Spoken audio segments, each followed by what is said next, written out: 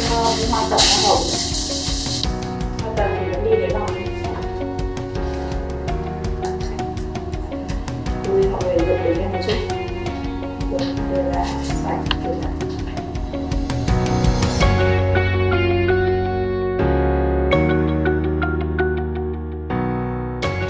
Con này mọi người đi đế nhỏ một chút đấy.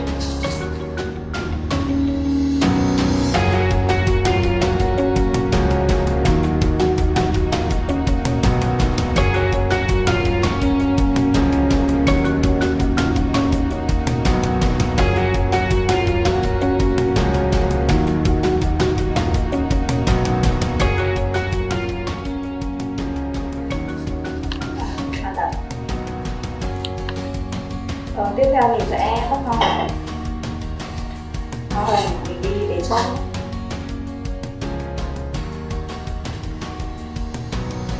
Rồi bắt luôn nhỏ nên là mình sẽ đi nó nhỏ hơn.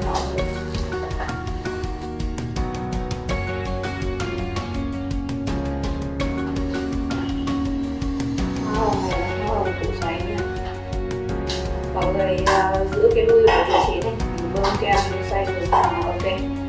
Mình sẽ được cái nụ xoáy. Nó sẽ đi cánh bên ngoài. Mọi người hơi nghiêng đi ra một chút.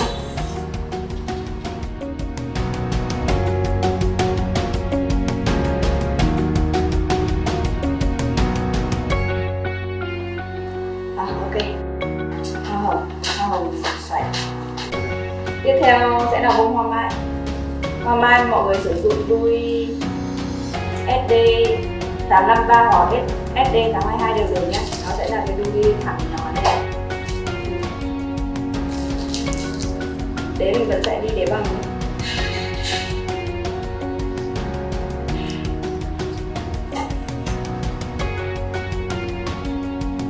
Cánh hoa mai mọi người bưng nhỏ.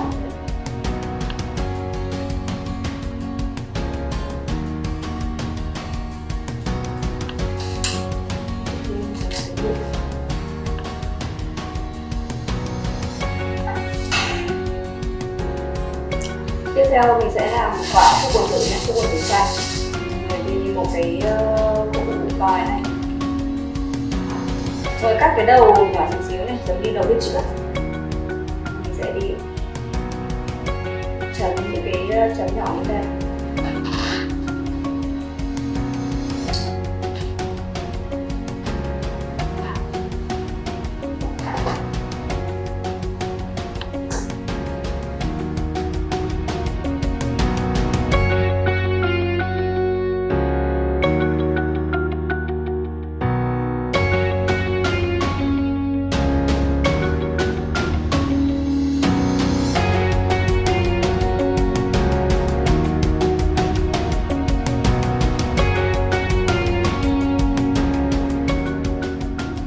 Ở đây mình sẽ bắt quạ mi cánh tròn nhé.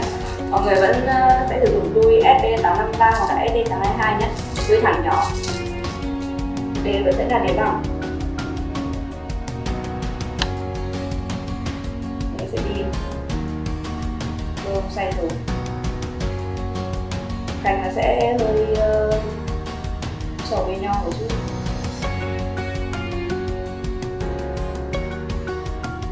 Rồi đi đến phần 2. Phần 2 lồng lên cánh phần dưới.